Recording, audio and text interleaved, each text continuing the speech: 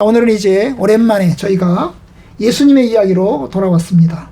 예수님께서 이제 갈릴리 지역을 주로 전도 활동을 하셨는데, 그 전도 활동을 하는 중에 이제 여자분들이 예수님을 도왔다. 자기들의 있는 소유로 이제 예수님을 섬기면서 따라다녔다. 그리고 그들은 이제 예수님이 십자가에 못 박혀 죽으시는 그 골고다 현장까지 따라갔다. 이것이 제가 지난 시간에 말씀드렸던 내용입니다. 이 여자분들은 이제 남자들은 아니었지만 사실은 예수님을 따라다니는 것이 쉽지 않았을 것입니다. 그러죠. 가정이 있으면 이게 그 당시 고대 사회에서 가정을 두고 예수님을 따라다닌다는 것이 쉽지 않았을 거예요. 그래서 아마도 이분들은 거의 대부분이 이제 독신자였거나 아니면 가정이 있었지만 그래도 상당한 자유를 가지고 있는 분들이지 않겠나 싶습니다. 오늘날과 똑같은 남녀 이게 평등한 시대가 아니고 남녀가 아주 그 차이가 엄청나게 많은 그런 상황 속에서 이제 예수님의 제자들 못지않게 막달라 마리아나 혹은 또 다른 마리아나 이런 사람들이 예수님의 제자들 못지않게 예수님을 따라다니고 예수님을 섬기고, 그리고 예수님이 십자가에 못 박혀 죽으시는 그 갈릴리가 아닌 저 먼 곳 유대 지방에 있는 예루살렘의 그 골고다까지 따라다닌다는 것은 엄청나게 힘들고 어려운 일입니다. 그 가운데서 그들은 이제 주님을 섬겼습니다. 오늘은 이제 이어지는 이야기를 보고자 합니다. 사실 이게 마태복음을 이제 보거나 마가복음을 보거나 누가복음을 보거나 예수님의 생애를 보면서 참으로 이게 혼란이 되는 부분이 저에게 있습니다. 그것은 뭐냐면 과연 이 순서가 어떻게 되느냐 하는 부분에 있어서 혼란이 좀 있습니다. 왜냐하면 마태나 마가나 누가나 순서가 조금씩 다른 부분이 있기 때문입니다. 물론 큰 틀에서는 이제 예수님이 갈릴리 활동을 주로 이제 이야기를 합니다. 거의 3년 반 중에서 3년 동안의 이야기를 갈릴리 이야기로 채우고 있습니다. 갈릴리 지방에서 예수님이 주로 활동을 하셨고 그 이야기를 이제 주로 이야기를 하고 있어요. 그리고 이제 한 6개월쯤 남겨놓고 나서 예수님이 예루살렘으로 조금씩 이동해 가기 시작을 합니다. 그리고 이제 예루살렘에 올라가서 거의 마지막 일주일을 보내게 됩니다. 그 마지막 일주일을 보내고 십자가에 못 박혀 죽으시게 됩니다. 이게 이제 마태, 마가, 누가복음의 거의 공통점입니다.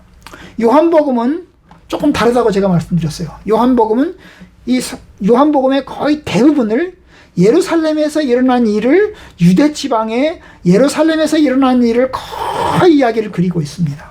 그리고 갈릴리 지방에서 일어나는 일은 거의 다루지 않습니다. 아주 조금 다루고 있습니다. 갈릴리 지방에서 일어나는 것은 조금 다루고 있고 예루살렘을 포커스로 맞추고 있습니다. 물론 요한복음도 예루살렘에서의 예수님의 십자가의 죽으심, 그리고 마지막 일주일에 상당히 많은 양을 할애하고 있어요. 그러니까 사복음서는 모두 다 예수님의 십자가와 죽으심에 포커스를 맞추고 있어요. 그 목적을 향해서, 그 방향을 향해서 나아가고 있습니다. 그런데 이제 그런 방향, 이제 차이가 이제 마태, 마가, 누가, 그리고 요한복음 이렇게 딱 구분돼서 이제 차이가 좀 있는데요. 이 마태, 마가, 누가를 이 갈릴리 활동을 주로 이 갈릴리 활동을 그리고 마지막에 예수님이 예루살렘에서의 활동을 이제 이야기를 하다 보니까 마태, 마가, 누가를 공관복음이라고 합니다. 이 공관이라고 하는 게 뭐냐면 공통적인 관심사, 공통적인 눈으로 본다는 거예요. 공통의 눈으로 같은 시각으로 바라본다 하는 차원에서 공관복음입니다. 요한복음을 이제 학자들은 제4복음서라고 합니다. 전혀 다른 복음서라고 해서 제4복음서라고 이야기를 합니다. 우리가 오늘 이제 읽은 이 말씀을 우리가 이제 나누게 되었는데요. 지난 시간에 보았던 것처럼 예수님께서 여인들의 그 섬김을 받으셨다고 그랬잖아요. 그것이 누가복음의 8장 1절부터 3절까지만 나오는 이야기예요. 이 누가복음 8장 1절부터 3절까지만 나오는 이야기인데, 바로 이 누가복음에서 그 다음 이야기는 10 뿌리는 자의 비유로 이제 넘어가고 있는 것을 보게 됩니다. 그러니까 이제 10 뿌리는 자의 비유로 바로 넘어가요. 여자들이 예수님을 섬기는데 많은 사람들이 예수님을 따라왔고 그 따르는 사람들에게 예수님이 이제 씨 뿌리는 자의 비유를 씨 뿌리는 이야기를 이제 들려주는 이야기가 바로 이 누가복음입니다. 그런데 그러면 씨 뿌리는 자의 비유가 있다. 씨 뿌리는 자의 비유가 있다. 그게 이어지는 이야기인가 하는 부분에 있어서 이제 마태복음과 마가복음은 조금 차이점을 보이게 되는 것입니다. 그것 가운데 하나가 뭐냐면 우리가 읽은 이 마태복음을 이제 보시면 순서를 잠깐 보겠습니다. 순서를 잠깐 보시면 46 이제 마태복음 12장이죠. 그죠? 자, 12장을 보시면 12장 1절부터 시작해서 안식일에 밀 이삭을 자른 사건이 나오고요. 그 다음에 12장 9절부터 시작해서 안식일에 손 마른 사람을 고친 이야기가 나오게 됩니다. 이 둘 다 안식일과 관련된 사건이죠. 안식일과 관련된 사건이 나오고요. 그 다음에 22절 오늘 말씀해 보면 귀신 들려서 눈 멀고 말 못하는 사람을 예수님이 고친 이야기가 나와요. 이 귀신 들려서 눈 멀고 말 못하는 사람의 이야기는 안식일에 고친 사건이 아니고 평일날 고친 사건입니다. 아마 지역은 갈릴리 지방입니다. 갈릴리 지방에 아마도 가버나움, 예수님이 이주하셔서 사셨던 마을일 가능성이 큰데 그 갈릴리 지방에서 이제 귀신 들려서 눈 멀고 말 못하는 사람의 이야기를 말 못하는 사람을 이제 고치는 이야기가 나오고요. 그리고 나서 13장에 가시면 이 씨 뿌리는 자의 비유가 나오는 것을 보게 됩니다. 씨 뿌리는 자의 비유가 나오는 것을 보게 돼요. 그런데 그 사이에 이 귀신 들려서 말 못하고 눈먼 사람을 고친 이야기와 씨 뿌리는 자의 비유가 나오는 13장 사이에 사건이 하나 나오는데요. 46절부터 보시면 예수님께서 무리들과 이야기를 나누는데 누가 찾아오냐 하면 그의 가족들이 찾아옵니다. 그의 가족들이 찾아와요. 그러니까 이 가족들이 찾아온 사건, 그 다음에 씨 뿌리는 자의 이야기를 보시면 가족들이 찾아온 게 먼저이고 씨 뿌리는 자의 이야기가 나중에 나온 것으로 찾아오기 전에 이 귀신 들려서 눈 멀고 말 못하는 사람을 고쳐주었고 그것 때문에 이제 바리새인들하고 논쟁이 붙은 이야기가 이제 먼저 나오는 것을 보게 됩니다. 그런데 마가복음으로 가시면 이 순서가 약간 역전되고 있는 것을 보게 됩니다. 마가복음으로 가시면요. 3장, 마가복음 3장에 보시면 예수님께서 3장 1절에서 이제 안식일에 손 마른 사람을 고칩니다. 손 마른 사람을 고쳐요. 그리고 난 다음에 12제자를 세우는 얘기가 13절부터 나오고 그리고 난 다음에 이제 20절에 가시면 뭐가 나와요? 이제 이 귀신 들림에 관한 논쟁이 붙어요. 논쟁이 붙는데 바로 이 부분에 가면 그의 가족들이 또 이렇게 예수님을 찾아오는 얘기가 있고 그 다음에 바로 뒤에 이어서 31절에 가시면 그의 가족들이 또 찾아오는 얘기가 또 있는 것을 보게 됩니다. 자, 이게 이런 순서들을 쭉 보다 보니까 헷갈리는 거예요. 제가 이제 도대체 어느 것이 먼저냐 하는 부분에 있어서의 헷갈림이 있는 겁니다. 성경학자들 가운데도 사복음서만 이 공관복음서, 세 개의 복음서를 집중적으로 연구하는 분들, 그리고 예수님의 생애를 순서대로 시간표대로 쭉 연구하시는 분들의 이 순서와 관련된 것들을 보더라도 약간씩 차이가 있는 것을 보게 됩니다. 그들은 엄청나게 연구를 했겠죠. 저보다도 더 많은 연구를 했을 것입니다. 그런데 그들은 그 순서와 관련해서 약간씩의 차이를 보이게 되는 겁니다. 그러다 보니까 이 설교를 함에 있어서 조금의 어려움이 있습니다. 어느 것이 먼저냐? 우리는 잘 모릅니다. 사실은 그죠? 정확하게 잘 모릅니다. 다만 그 어간일 것이다. 그리고 지역은 거의 맞고 지역은 갈릴리 지방이 맞고 그 다음에 시기는 그 어간일 것이다. 그 정도쯤 해서 이야기를 했으면 좋겠습니다. 왜냐하면 여러분 예수님의 그 삶이 있고 나서 이 복음서를 쓰여진 것이 20년, 30년이 지나고 나서 쓰여지기 때문에 30년이 있다가 쓰여지는 상황 속에서는 순서에 혼란이 약간씩은 있을 수 있습니다. 그러잖아요. 우리들도 기억이 어느 것이 먼저냐 하는 부분에 있어서 희역이 있잖아요. 저는 최근에야 이제 제가 강도사 인허를 받은 날짜하고 주영이가 태어난 날짜하고를 거의 연관되어 있다는 사실을 최근에 생각을 했어요. 우리 이제 제 책 가운데서 이제 보니까 강도사 인허 받은 것과 관련해서 제가 있던 교회 목사님이 주신 책이 있더라고요. 그 책이 이 91년 10월 14일 날짜로 된 이 책이더라고요, 보니까. 근데 주영이는 91년 10월 28일에 태어났거든요. 그러니까 두 주 후에 태어났어요. 어느 것이 먼저냐 하는 부분에서 조금 헷갈렸는데, 이게 순서상 그런 거잖아요. 지금부터 20년 전, 30년 전 일이잖아요. 그죠? 그러니까 그러다 보니까 이게 정확하게 하지 않으면 우리들 역시 잘 모르고 지나갈 때가 있습니다. 바로 그 점이에요. 그죠?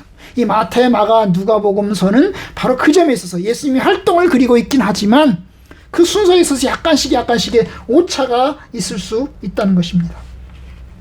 정확한 순서는 우리가 잘 모르고 넘어갈 수 있습니다. 그러나 중요한 건 팩트입니다. 중요한 건 사실입니다. 그 사건이 일어난 것이 사실이고 또한 그것이 사실에 기반한 거짓된 이야기가 아니고 잘못된 이야기가 아니고 실질적으로 일어났던 일을 우리가 보고 있다는 점입니다. 여러분, 오늘 사건은 바로 예수님과 바리새인들 사이에 논쟁이 붙은 사건인데요. 그 논쟁이 붙은 사건이 바로 예수가 귀신 들렸다는 거예요. 예수가 귀신 들렸다는 거예요.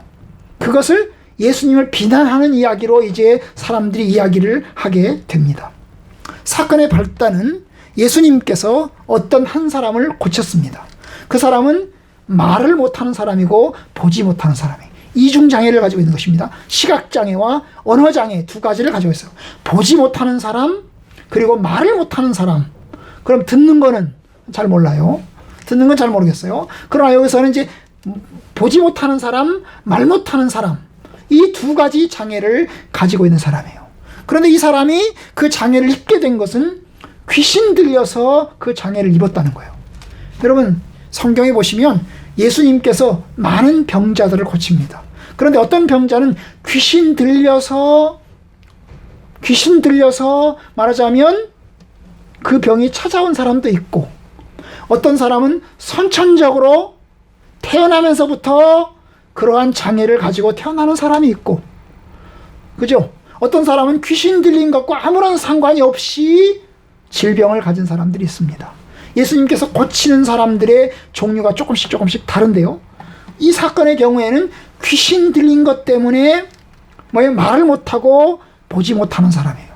그런데 그 사람들을 예수님에게 데려왔는데 예수님께서 그 사람을 고쳐주십니다. 고쳐주세요. 아마 귀신을 쫓아내므로 해서 고쳤을 것입니다. 그죠? 귀신아 나가라! 이렇게 해서 귀신을 쫓아내므로 해서 이 환자를 고쳤을 것입니다. 그런데 그 일로 인해서 사건이 생기는데 사람들이 이제 놀랍니다. 예수님이 귀신 들린 사람을 귀신을 쫓아내서 병자를 고치자 사람들이 놀랐어요. 그래서 뭐라고 얘기합니까? 이는 와하, 이 사람은 어떤 사람이라고요? 다윗의 자손이 아니냐. 다윗의 자손이 아니냐. 여러분, 이 다윗의 자손이라는 것은 메시아를 뜻합니다. 구원자를 뜻합니다. 이스라엘 사람들이, 유대인들이 구약에 약속된 하나님의 메시아, 구원자를 뜻하는 용어입니다. 바로 이 사람이 메시아가 아니겠느냐, 이 사람이 하나님이 약속하신, 하나님이 보낸 사람, 구원자가 아니겠느냐라고 그 사람들이 깜짝 놀라면서 이야기를 하게 됩니다. 그런데 그 말을 들은 또 다른 사람들, 그들이 바리새인들인데요. 이 바리새인들이 사람들에게 이야기를 합니다. 그것은 다윗의 후손이어서 메시아에서 구원자에서 그런 것이 아니고 그는 귀신 들린 사람이다. 귀신 들린 사람이다. 귀신 들린 사람 정도가 아니라 바알세불의 왕, 귀신의 왕 바알세불, 그 사람에게 영향을 받은 그 사람의 종이다 라고 예수님을 비난하게 된 것입니다. 이가 귀신의 왕 바알세불을 힘입지 않고는 귀신을 쫓아내지 못하느니라. 결국 귀신의 왕 바알세불을 힘입어서 그 그 귀신의 능력을 힘입어서 귀신을 쫓아낸 거다. 어떻게 할 수 있냐? 이렇게 이야기를 한 거죠. 그 이야기를 이제 듣고, 예수님께서 그 이야기를 듣고 이제 그 바리새인들을 향해서 하신 이야기가 오늘 말씀에 길게 나오는 것을 보게 됩니다. 24절, 바리새인들은 듣고 이르되 이가 귀신의 왕 바알세불을 힘입지 않고는 귀신을 쫓아내지 못하느니라 하거늘 예수께서 그들의 생각을 아시고 이르시되, 로부터 이제 시작하는 것이 바로 이 귀신의 왕을 힘입어서 귀신을 쫓아냈다, 그 비난에 예수님이 이야기를 이제 시작하시는 것입니다. 여러분, 이 바리새인들이 예수를 좋게 보는 게 아니죠. 예수를 아주 나쁘게 보고 있습니다. 그죠? 아주 예수님에 대해서 아주 비난을, 욕을 해대고 있어요. 그죠? 아주 그 욕을 해대고 있는 것입니다. 그 상황 속에서 주님이 이제 이야기를 하시는데요. 4가지 근거를 들어서 그렇지 않다, 내가 귀신의 왕을 힘입어서 귀신을 쫓아내지 않았다 라고 하는 이야기를 4가지 근거를 들어서 이야기를 합니다. 그 첫 번째, 싸우는 나라들은, 싸우는 집은 스스로 세워지지 못한다. 이 첫 번째예요. 25절, 예수께서 그들의 생각을 아시고 이르시되 스스로 분쟁하는 나라마다 황폐하여질 것이요 스스로 분쟁하는 동네나 집마다 서지 못하리라.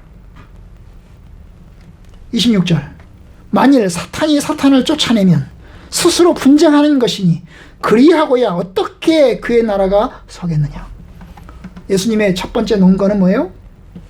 자기들끼리 싸우는 게 아니라는 거예요. 어떻게 귀신이 귀신하고 싸우냐.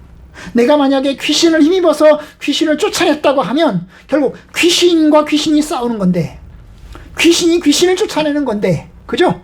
귀신이 귀신을 쫓아내는 건데, 센 귀신이 약한 귀신을 쫓아내는 건데, 그러면 사탄의 왕국은 어떻게 되겠냐? 사탄의 나라는 어떻게 되겠냐? 그러면 사탄의 나라는 세워지지 못하지 않겠냐? 사탄의 목적은 자기 왕국을 세우고 자기 나라를 세우는 건데, 자기 나라를 세우려면 어떻게 하죠? 지휘계통이 일사불란해야 되고, 자기 나라를 세우려면 절대로 자기들끼리 싸워서는 안 되는 것인데, 자기들끼리 싸운다면 귀신이 귀신을 쫓아내면 결국 자기들끼리 싸우는 것이 되겠는데, 어떻게 그렇게 하면 자기 나라가 세워지겠냐? 귀신의 나라가 세워지겠냐? 사탄의 나라가 세워지겠냐? 그런 거죠. 그 이야기를 주께서 하십니다. 두 번째 논리는 이제 27절에 있어요. 내가 만약 바알세물을 힘입어 귀신을 쫓아내면 너희 아들들은 누구를 힘입어 쫓아내느냐. 이게 이제 두 번째 예수님의 놓은 거예요. 야, 좋다. 내가 귀신을 쫓아내는 것이라면 그러면 너네들도 귀신을 쫓아내는 일이 없냐? 너네들도 귀신을 쫓아내지 않냐? 아마도 그 당시에 바리새인들도 귀신을 쫓아내는 일을 했던 것 같습니다. 그죠? 예수님도 귀신을 쫓아내는 일을 했지만 바리새인들도 귀신을 쫓아내는 일을 했던 것이죠. 그러니까 나는 내가 하면 불륜이고 너희가 하면 로맨스냐, 그거죠. 그죠? 내가 귀신을 쫓아내는 것이 만약에 귀신을 통해서 하는 것이라면 너네들이 귀신을 쫓아내는 것은 누구를 통해서 하는 거냐? 하나님을 통해서 하는 거냐? 너네들도 귀신을 쫓아내는 것이 귀신을 통해서 하는 게 아니냐? 그런 이야기를 하고 있는 겁니다. 이게 두 번째 논거예요. 세 번째 논거는 28절에 있어요. 그러나 내가 하나님의 성령을 힘입어서 귀신을 쫓아내는 것이면 하나님의 나라가 이미 너희에게 임하였느니라. 자, 이 말씀은 뭐예요? 이제 내가 귀신을 힘입어서 귀신을 쫓아내는 게 아니고 내가 하나님의 성령을 힘입어서 귀신을 쫓아내는 것인데, 결국 이것은 하나님의 나라가 왔다는 표시다. 내가 사탄의 능력으로 축출하는 게 아니고 하나님의 능력으로 한 것이다. 내가 한 것은 하나님의 나라를 이 땅에 가져온 것이고 하나님의 나라가 이 땅에 이루어지기 시작한 것을 보여주는 것이다. 하나님의 나라가 이 땅에 현실화된 것을 보여주는 표시다. 바로 그 얘기를 주께서 주장하십니다. 이 말 속에서 예수님은 자신이 하나님의 나라를 가져왔음을, 귀신을 통해서 쫓아낸 게 아니고 하나님의 성령을 힘입어서 귀신을 쫓아내는데, 하나님의 성령을 통해서 귀신을 쫓아내는 것은 곧 하나님의 나라를 가져왔음을 주장하고 계십니다. 이것이 세 번째 그의 논거입니다. 하나님의 통치가 시작되었다. 하나님의 나라가 바로 나를 통해서 지금 이루어지기 시작했다라고 하는 것입니다. 여러분, 이 주장은 굉장히 중요합니다. 28절의 주장은 굉장히 중요합니다. 왜냐하면 예수님은 여기저기에서 자신을 하나님의 나라와 동일시하고 있어요.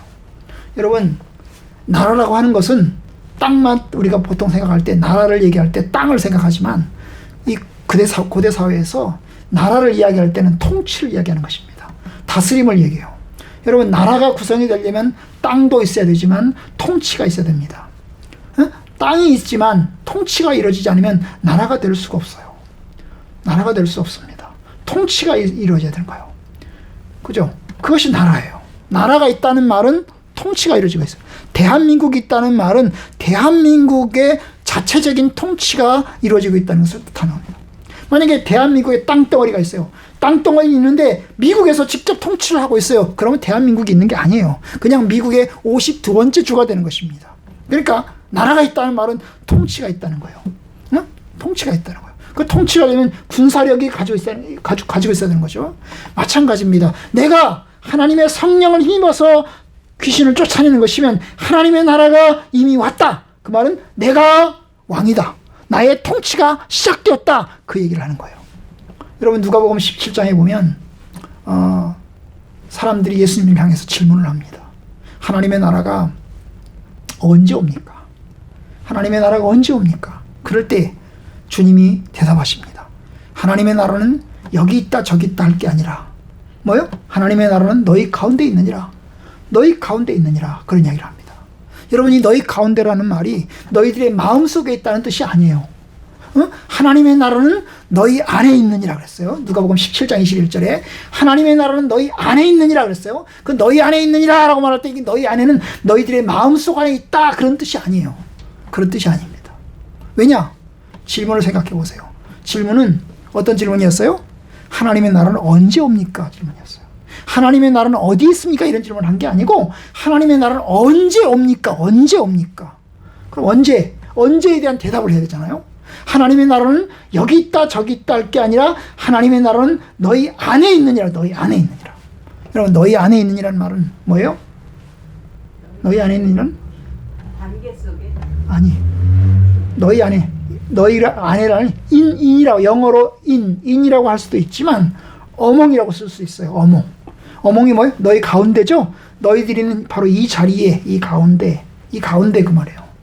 이 가운데 하나님의 나라가 있다는 거예요. 그 말은 뭐예요? 지금 있다는 거고, 하나님의 나라가 지금 있다는 거고, 바로 내가 하나님의 나라다. 그걸 이야기하고 있는 것입니다. 내가 하나님의 나라다. 지금 너희들이 서 있는 이 자리에 지금 하나님의 나라가 지금 있다. 나의 통치가 지금 이루어지기 시작했다라고 하는 것을 주장하신 겁니다. 그 하나님의 통치의 표시가 바로 귀신을 쫓아내는 것입니다. 하나님의 통치의 표시가 바로 바다 물결을 잔잔케 하시는 겁니다. 그 하나님의 통치의 표시가 바로 뭐예요? 오병이어를 일으키시는 겁니다. 하나님의 통치가 바로 죽은 자를 살리는 것입니다. 바로 그걸 이야기하고 있는 것입니다. 내가 귀신을 쫓아내는 것이 하나님의 통치가 이루어지기 시작한 것이다. 그것을 주장하고 계십니다. 네 번째 논거는 이제 그 다음에 있는데요. 29절, 사람이 먼저 강한 자를 결박하지 않고서야 어떻게 그 강한 자의 집에 들어가 그 세간을 강탈하겠느냐? 결박한 후에야 그 집을 강탈하리라.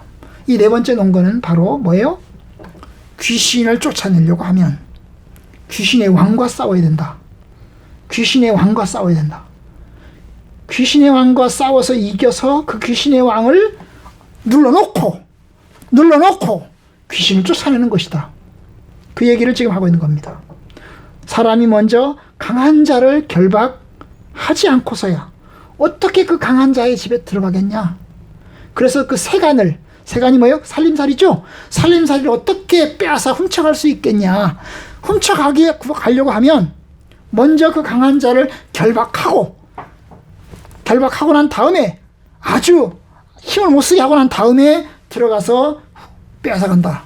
물론 도둑들은 훔쳐가죠. 원래 훔쳐가죠. 여기서 도둑이 아니죠. 강도죠. 그죠? 강도를 예를 든 겁니다. 강도를 예를 든 건데 이 집주인을 아주 그냥 딱 묶어놓고 힘 못 쓰게 해놓고 세간을 훔쳐가지 않냐. 훔쳐가지 않냐. 마찬가지다. 마찬가지다. 내가 지금 귀신 들린 사람을 고친 것은, 여기서 귀신 들린 사람은 세간입니다. 세간, 살림살이. 이 살림살이의 그게 바로 이 귀신 들린 사람이에요. 내가 귀신 들린 사람을 고친 것은 그 귀신 들린 사람을 지배하고 다스리는 통치자, 바로 귀신이죠. 사탄이죠. 그 사탄을 내가 눌러놓고 콱 모가지를 밟아놓고, 그리고 내가 들어가서 이제 그 귀신 들린 사람을 데리고 나온 거다. 그래서 그 사람을 고쳐준 것이다 라고 이야기를 지금 하신 것입니다. 여러분, 여기서 이제 예수님이 자기 자신을 주장하는 거예요. 나는 하나님의 나라를 가져왔다. 나는 하나님의 나라를 가져왔다. 나는 더 강한 자이다. 사탄보다 더 강한 자이고, 그래서 사탄을 내가 결박하고 내가 사탄을 이기기 시작했다 라고 하는 것을 주님이 주장하고 계십니다. 여러분, 어떻게 예수님이 사탄을 결박하시고 어떻게 해서 예수님이 사탄을 이기시게 됐습니까? 그것은 광야에서 세 가지 시험을 예수님께서 이기면서 사탄을 이기기 시작하셨습니다. 그리고 그가 십자가에 못 박혀 죽으셨을 때 사탄은 소리 질렀어요. 우리가 이겼다. 하지만 주님은 다시 부활하셨어요. 그 부활하심으로 한층 더 사탄을 아주 강력하게, 그리고 아주 이게 표시에 완전히 드러나게끔 이기게 하시는 능력이 드러나게 되었던 것입니다. 바로 그러면서 이제 예수님이 이야기를 하는 거예요. 그 다음에 덧붙여서 이제 덧붙이는 이야기가 이제 그 다음 구절이 30절에 있어요. 나와 함께 하지 아니하는 자는 나를 반대하는 자요, 나와 함께 모으지 아니하는 자는 해치는 자다. 나를 반대하는 자, 나와 함께 모으지 않는 자, 나와 함께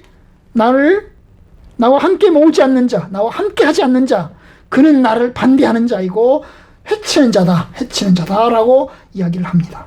결국 방해하는 사람이죠. 방해꾼이죠.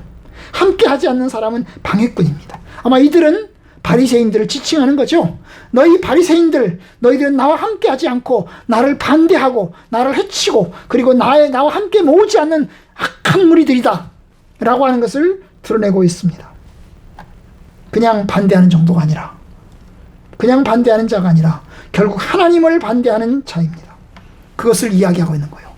너희들이 지금 나와 함께 하지 않고 있는데, 너희들이 나에 대해서 비난하고 있는데, 그 비난은 결국 나에 대한 비난일 뿐만 아니라 하나님에 대한 비난이기도 하다라고 이야기를 합니다. 그러므로 이야기합니다. 31절. 그러므로 내가 너희에게 이르노니 사람에 대한 모든 죄와 모독은 용서받을 수 있지만 사하심은 어때? 사람에 대한 모든 죄와 모독은 용서받을 수 있지만 성령을 모독하는 것은 사하심을 얻지 못할 것이다. 32절. 또 누구든지 말로 인자를 거역하면, 말로 인자는 자기 자신이죠. 말로 인자를 거역하면 너희들이 용서받을 수 있지만 사하심을 얻되 누구든지 말로 성령을 거역하면 이 세상과 오는 세상에서도 사하심을 얻지 못할 것이다. 아주 무서운 이야기를 주님이 이제 하십니다.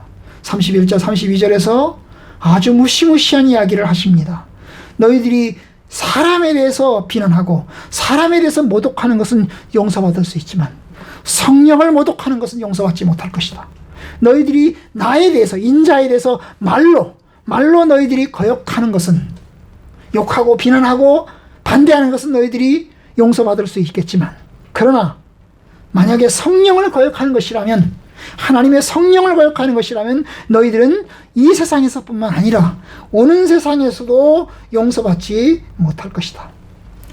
용서받지 못할 것이다 하는 이야기를 하십니다. 여러분, 이 말씀의 이야기 가운데는 너희들이 지금 나에 대해서 귀신 들렸다고 하는데 나는 성령을 힘입어서 지금 이 귀신 들린 사람을 고쳐주었는데 너희들이 지금 나를 귀신 들렸다고 비난하는데 내가 하는 일이 분명히 성령님에 의해서 이루어지고 있는데 너희들이 그것을 알지 못하고 너희들이 나를 비난하는 것은 곧 성령을 모독하는 것이다. 그냥 말로 나를 모독하는 게 아니고 그냥 말로 나를 거역하는 게 아니라 성령에 대해서 거역하는 것이다. 그러니 너희들은 용서받지 못할 것이다. 여러분, 아주 무시무시한 이야기를 한 것입니다. 이 세상뿐만 아니라 오는 세상에서도 용서받지 못한다는 거예요. 사실 사람에 대해서는 우리가 싸우고 욕하고 또 저주합니다. 비난합니다. 여러분, 그래도 용서받을 수 있어요. 하나님께 회개하고 그리고 그 사람에게 가서 내가 잘못했다고 하면 용서받을 기회가 됩니다. 그런데 왜냐? 용서하시는 분 하나님이시니까. 그런데 여러분, 하나님을 모독하는 것은 용서받기가 어렵습니다. 물론 예수님은 하나님의 아들이시라도 사람이기 때문에, 하나님의 아들이시긴 하지만 사람의 몸을 입고 왔기 때문에, 여러분, 예수님을 비난하고 예수님을 거역하는 것은 용서받을 수 있어요. 용서하십니다. 왜냐? 예수가 사람이니까 용서하실 수 있는 겁니다. 사도 바울의 경우가 그렇습니다.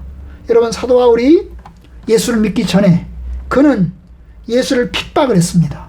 예수 믿는 사람들을 핍박을 했어요. 예수를 반대했습니다. 예수님에 대해서 온갖 험한 말을 다 했습니다. 그런데 사도 바울은 용서받았어요. 왜 그러죠? 몰라서 그런 거니까요. 그의 눈이 안 보여서 그런 것이니까요. 여러분, 그런데 알면서 그러면 더 심각한 것입니다. 사실 여러분, 예수님께서는 하나님의 아들이십니다. 그런데 하나님의 아들이시지만 몰라서 그럴 수 있어요. 우리 눈이 잘 안 보여서 그가 하나님의 아들이신 줄을 몰라보아서 그럴 수 있어요. 왜냐? 우리는 육신의 눈을 가지고 있잖아요. 세상의 눈을 가지고 있잖아요. 세상의 눈을 가지고 예수님을 보니까 예수님은 사람인 것입니다.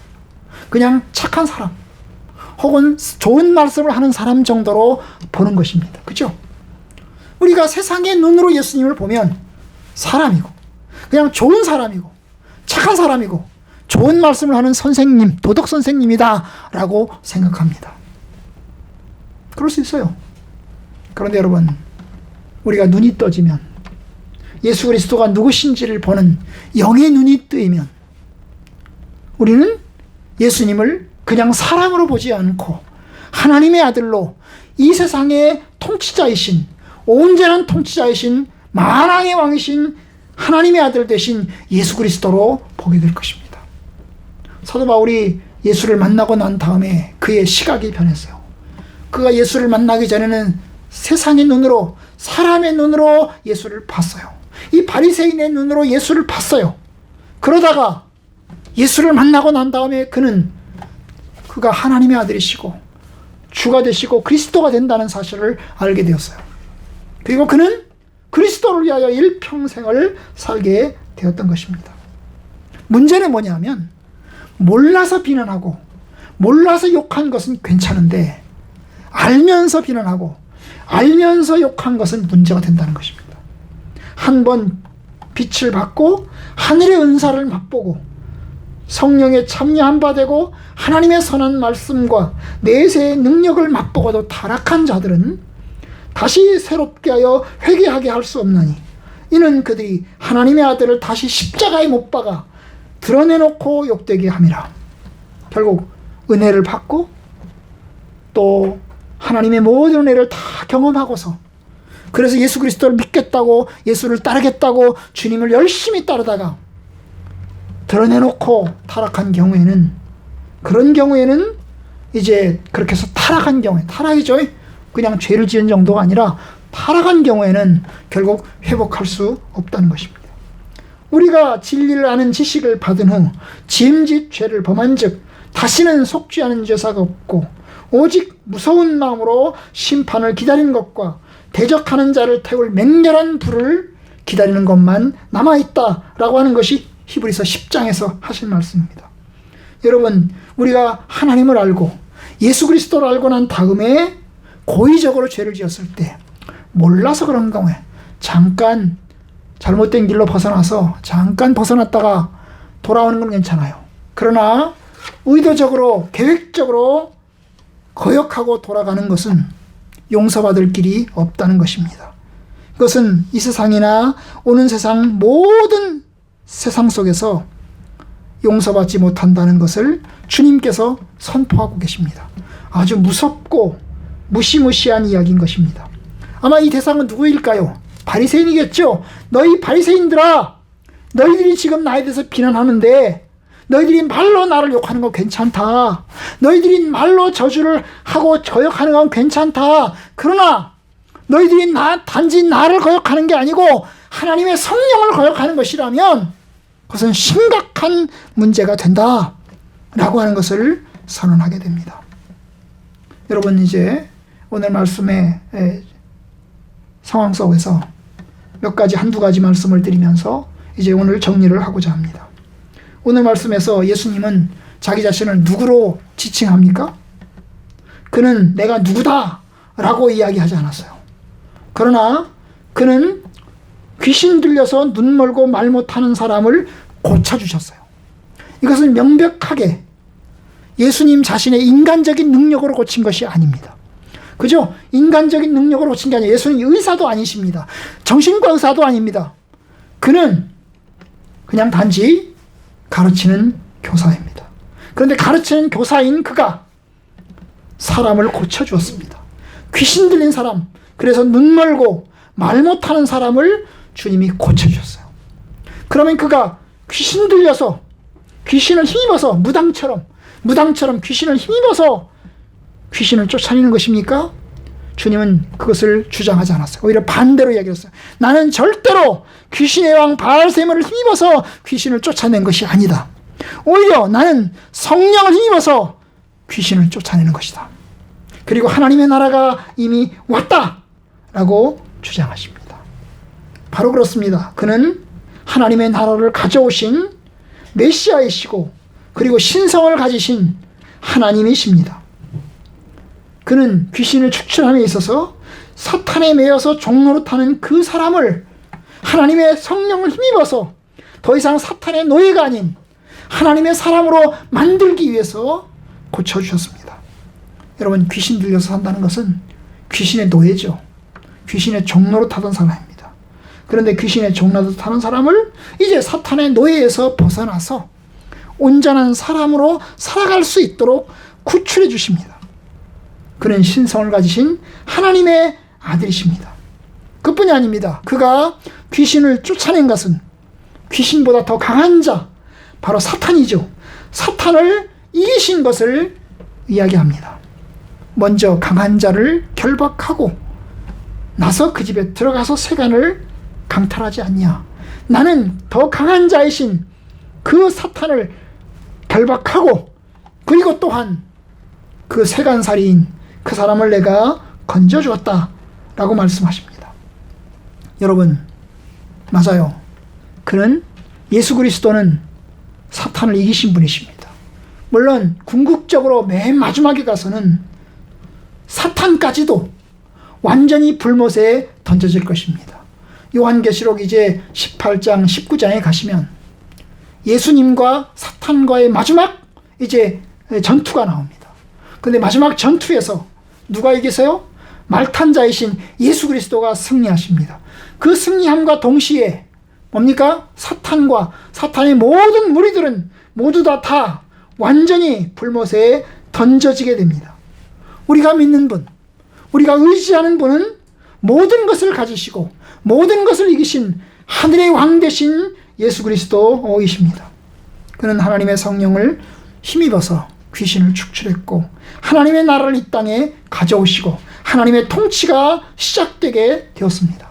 하나님은 그의 통치의 교두보로서 주님의 교회를 이 땅에 남겨두셨습니다. 그리고 주님의 교회를 돌보시고 계십니다. 주님의 교회를 이제 주께서 지키고 계십니다. 교회는 하나님의 성령을 힘입어서 사탄과의 싸움에서 그리고 귀신과의 싸움에서 이제 이길 수 있는 근거를 가지게 되었습니다. 그런 의미에서 우리 성도들도 이제 귀신을 쫓아내고 또 귀신 들린 사람을 고치고 그들을 위해서 기도하고 그럴 만한 능력을 또 갖게 된 것입니다. 주님이 십자가에서 이기신 것처럼 부활하신 것처럼 그의 성도들도 역시 이제 십자가를 지고 고난의 길을 걸어가지만 결국 궁극적으로 승리하게 될 것입니다.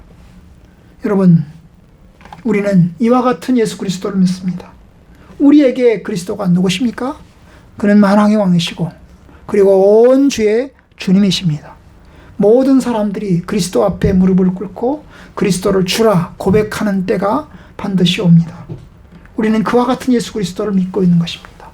비록 이 세상에서는 주님의 교회가 업신여김을 당하고 또 비난을 받고 또 핍박을 받지만, 여러분, 우리의 교회는 하나님의 은혜 안에서 이기는 자로서 서게 될 것입니다. 주님의 33년의 그 생애 동안, 특별히 3년 반의 공생애 동안, 여러분, 예수님은 비난을 받았습니다. 비난받은 정도가 아닙니다. 이 바리새인들이 예수를 여기서는 비난하는 정도지만 어떻게 됐어요? 결국은 예수님을 죽이는 데까지 이르자 예수를 죽이잖아요. 이것이 그들의 결론이잖아요. 예수님이 뭐 그냥 자다가 돌아가신 게 아니고, 예수님이 그냥 아파서 돌아가신 것이 아니고, 그는 십자가에 못 박혀 죽으셨어요. 누가 그리스도를 십자가에 못 박아 죽었나요? 바로 이 바리새인들, 예수님을 적게 하는 사람들이 결국 예수를 죽이는 데까지 이르지 않습니까? 맞아요. 주님의 교회 역시 이 땅에서는 없이 여김 받고 또 핍박받고 무시를 당합니다. 응? 교회가 무슨 교회냐, 무슨 집사가 무슨 집사냐, 그러면서 요구를 합니다. 요새는 목사님도 목사님이라고 그래요. 잘 먹는다고. 목사님들이 오죽 먹으러 다녔으면 그런 얘기를 들을까 싶습니다만은, 여러분, 그렇게 비난을 받습니다. 비난을 받아야 될 부분도 있어요. 잘못한 부분도 있거든요. 여러분, 그런데 우리가 알아야 될 사실, 그러나 주님이 이 비난 가운데서 십자가에 박혀 죽으시고, 그리고 결국 무덤으로 더 떨어지셨지만, 그러나 그가 승리하셨습니다. 저와 여러분들도 승리하게 될 것입니다. 우리는 그것을 믿습니다. 두 번째 제가 말씀드리고 싶은 것은, 여러분, 아까 제가 말했죠. 예수님을 비난했는데, 예수님을 비난하고 욕을 했는데, 여러분, 용서받을 수 있는 자도 있다고. 예수님을 비난한다고 해서 용서받을 수 없는 게 아니고, 예수님을 비난하고 저주하고 모욕해도 용서받을 수가 있다고. 왜요? 몰라서 그런 거니까요. 몰라서 비난하고, 몰라서 비방하고, 몰라서 박해한 것이니까 용서받을 수 있습니다. 하나님이 알게 하시면, 눈을 뜨게 하시면 돌아오게 하실 것입니다. 여러분, 우리의 눈이 감겨져 있으면 그럴 수 있어요. 그죠? 그런데 우리 눈이 뜨이면 알게 될 거 아닙니까? 아, 내가 잘못했구나. 내가 잘못했어. 정말로 내가 잘못했어. 사도 바울이 그런 이야기를 합니다. 내가 전에는 비방자요, 박해자요, 폭행자였다. 내가 예수 믿기 전에는 내가 비방하는 사람이었다. 하나님을 비방하고 예수 그리스도를 비방하고 주님의 교회를 비방했다. 박해했다. 폭행했다. 사람을 두들겨 패고 주님의 교회를 박해했다. 하지만 내가 그래도 은혜를 입었다. 그것은 내가 그 믿지 아니하던 시절에, 예수 그리스도를 믿지 않던 시절에 한 것은 내가 알지 못해서, 내가 깨닫지 못해서 한 것이다. 그러니 하나님이 내게 은혜를 베풀어 주셨지 라고 고백합니다. 맞아요. 예수님을 알지 못하기 때문에 비난하고 핍박하고 또 비방할 수 있습니다. 여전히 용서받을 수 있습니다. 몰라서 그런 것이니까요. 그런데 여러분, 문제는 뭐예요? 알고 난 다음에. 문제는 뭐예요? 예수 그리스도를 믿고 난 다음에 신자의 길로 들어서다가, 그리고 그 길로 계속해서 걸어가다가 이제 배도자가 된다면 그것은 심각한 문제가 될 수 있습니다. 그뿐만 아닙니다. 여러분, 하나님의 성령께서 계속해서 일하시고 계심에도 불구하고 계속해서 거역하게 되면, 내가 몰라서 그렇습니다 라고 얘기하지만 계속해서 거역하게 되면, 한 번은 몰라서 그런 것이고, 두 번은 몰라서 그런 것이고, 세 번은 몰라서 그런 것이지만 계속해서 그런 것이라면 그건 몰라서 그런 게 아니고, 여러분, 복음을 들으면서도 거절한 것이면, 거부한 것이면, 그래서 그것이 교만한 것이고 완악한 것이면 그것은 용서받을 기회를 얻지 못하게 됩니다. 여러분, 죄 가운데는 큰 죄도 있고 작은 죄도 있어요. 누구든지 형제가 사망에 이르지 아니하는 죄에 범하는 것을 보거든 구하라. 그리하면 사망에 이르기 아니하는 범죄자들을 위해서 그에게 생명을 주실 것이다. 사망에 이르는 죄가 있나니 이에 관하여는 내가 구하라고 하지 않겠다. 모든 불의가 죄로 돼 사망에 이르는 죄도 있다. 사도 요한이 이야기하는 내용은 이것입니다. 여러분, 죄를 지었는데 죽음에 이르는 죄를 지은 사람이 있고 죽음에 이르지 않는 죄를 지은 사람이 있다. 그런데 죽음에 이르지 않는 죄를 지은 사람, 약한 죄를 지은 사람이겠죠. 약한 죄를 지은 사람이 있다면 찾아가서 권고해라. 그 사람을 구해내라. 약한 죄, 죽음에 이르지 않는 죄를 범하는 사람이 있으면 구해내라. 그런데 죽음에 이르는 죄가 있다. 이 죄는 심각한 죄이다. 그런데 이 죽음에 이르는 죄를 지은 사람에게 대해서는 내가 구해내라고 말하지 않겠다. 그것은 죽음으로 끝날 수밖에 없기 때문이다. 근데 사실 우리는 뭐가 죽음에 이르는 죄인지, 뭐가 죽음에 이르지 않는 죄인지 우리는 잘 몰라요. 뭐가 사망에 이르는 중죄인지, 아니면 뭐가 사망에 이르지 않는 작은 죄인지 우리는 잘 몰라요. 수년 전에 제가 죽음에 이르는 죄 7가지를 말씀드린 적이 있는 것 같아요. 그 중에 하나가 교만이었죠. 그죠? 그리고 절제하지 못함, 뭐 이런 것들이었어요. 욕심, 이런 것들이었어요. 이런 죄들은 죽음에 이르는 죄들인데요. 여러분, 그런데 그러한 죄를 지었다 할지라도 하나님께 회개하고 주님께로 돌아서면, 예수 그리스도를 영접하고 주님을 신뢰하는 자로 돌아서면 여러분, 주께서는 용서하십니다. 결국 이 말씀 결국 최후까지, 가장 마지막까지 거절하고 가장 마지막까지 대적하는 것을 의미하는 것입니다. 여러분, 바리새인들이 예수님을 비방했어요. 이렇게 비방을 했잖아요. 오늘 12장처럼 예수를 향해서 귀신의 왕에 씌웠다. 그래서 귀신을 힘입어서 귀신을 쫓아내는 것이다 라고 비방을 하잖아요. 그런데 사도행전에 가시면 그 바리새인들이 주님께로 돌아옵니다. 예수님을 비방하던 사람들, 예수님을 거역하던 사람들이 주님께로 돌아옵니다. 사도 바울과 같은 경우이죠. 그런 경우에 주님이 용서하십니다. 아무리 악한 죄를 지었어도, 아무리 무시무시한 죄를 지었어도 주님께서는 용서하십니다. 회개하고 주님께로 돌아선다면 기회가 있는 것입니다.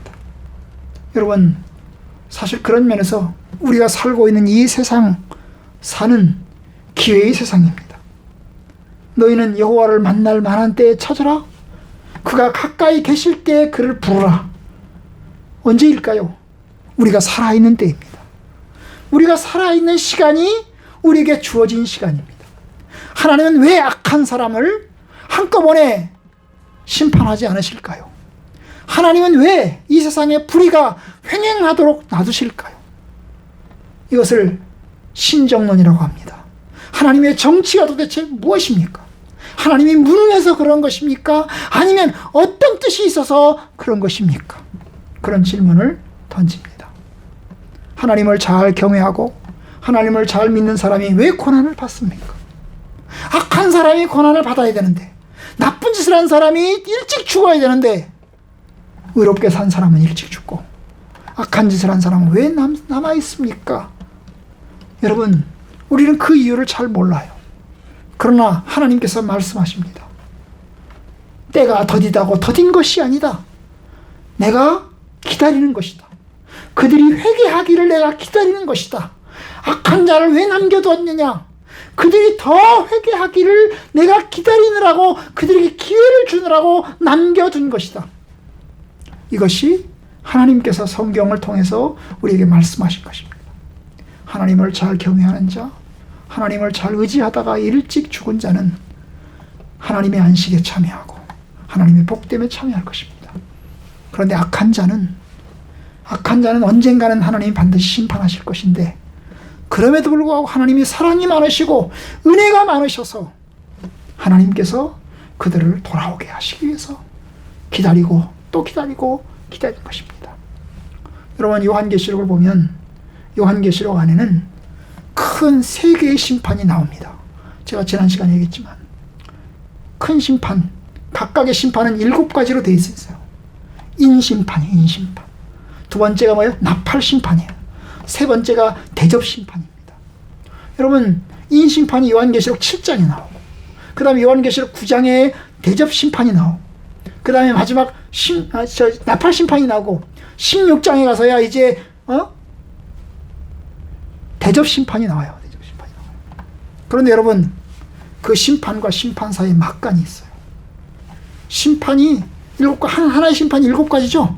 7가지 중에서 여섯 번째가 지나고 일곱 번째 심판이 이루어질 때, 인심판의 7번째 인심판이 이루어질 때, 그때 막간이 이루어져요. 막간이 시작돼요. 그리고 이제 나팔 심판이 이루어지면서 6개의 심판까지 쭉 이루어지고, 나팔 심판의 마지막 7번째가 시작될 때 막간이 또 막간이 시작이 돼요. 왜 막간이 하나님께서 주어질까요? 계속 심판이 다 끝까지 이루어지지 않고 중간중간에 막간을 둘까요? 마치 연극을 할 때 1막과 2막 사이에 중간에 쉬는 시간 두는 것처럼 쉬는 시간을 왜 두실까요? 여러분, 그 막간을 두시는 이유는 그들이 회개하기를 위해서입니다. 하나님께서 그 심판을 행하시다가 쉬는 시간을 잠깐 둬요. 쉬는 심판을 두신 이유는 그들이 회개하기 위해서 그러십니다. 회개하기를 기다리세요. 여러분, 그런데 회개하지 않아요. 한 번 기회를 줬어요. 회개하지 않아요. 두 번째 심판이 이루어집니다. 그런데 또 기회를 줬어요. 그런데 또 회개하지 않아요. 그럼 마지막 세 번째 심판이 이루어질 때는 막간이 없어요. 이제 더 이상. 이제는 막간이 없어요. 그리고 궁극적인 심판으로 들어가 버립니다. 여러분, 그렇잖아요. 우리들 마찬가지입니다. 우리가 하나님을 경외하는 삶을 살다가, 하나님을 믿는 성도들이 신자로서의 삶을 살다가, 여러분, 우리가 잘 몰라서 죄를 짓고 또 주님을 떠날 때가 있어요. 그러면 주께서 우리에게 징계를 가하시죠. 우리에게 책망을 가하세요. 그리고 돌아오라고 말씀하세요. 그런데 그것을 거부하면, 거기서 돌아오면 다행이지만 거부하면 어떻게 됩니까? 조금 더 하나님이 세게 치세요. 세게 공격하세요. 그리고 그런 기회를 또 주세요. 그런데 그것도 또 못 깨달아요. 또 못 깨달아 어떻게 돼요? 마지막 때 가면 그때는 더 이상의 기회가 없는 것입니다. 여러분, 그런 의미에서 우리가 이 세상에 사는 동안은 기회가 주어지는 것입니다. 말로 인자를 거역하면 용서받을 수 있다. 너희들에게 용서의 기회는 늘 주어져 있을 것이다. 그러나 하나님의 성령께서 계속 일하시고 계심에도 불구하고, 하나님의 성령께서 계속 역사하시고 계심에도 불구하고 너희들이 그것을 계속해서 거부한다면 그때는 더 이상의 기회는 주어지지 않을 것이다. 이것이 주님께서 하신 말씀입니다. 여러분, 그러니 우리가 살아있는 기간 동안에 하나님의 말씀의 길로 잘 들어서야 됩니다. 우리가 완전하지 않기 때문에 죄를 지을 수 있고, 완전하지 않기 때문에 삐뚤어 나갈 수 있어요. 삐뚤어 나갈 수 있어요. 그럼 어떻게 되죠? 책망을 받고 다시 돌아서잖아요. 쭉 길을 가다가 삐뚤어 나갈 수 있어요. 어그러진 길로 갈 수 있어요. 어그러진 길로 갈 때 어떻게 해요? 주께서 우리에게 책망을 가하세요. 야, 네가 지금 길을 잘못 벗어났다. 다시 돌아서라. 그럴 때 다시 돌아서서 다시 제 길로 들어서서 다시 간다면 괜찮아요. 그럴 수 있잖아요. 그런데 여러분, 우리가 그러한 책망마저 무시하고 거부하고 돌아서면 그때는 더 이상의 용서의 길이 없는 것입니다.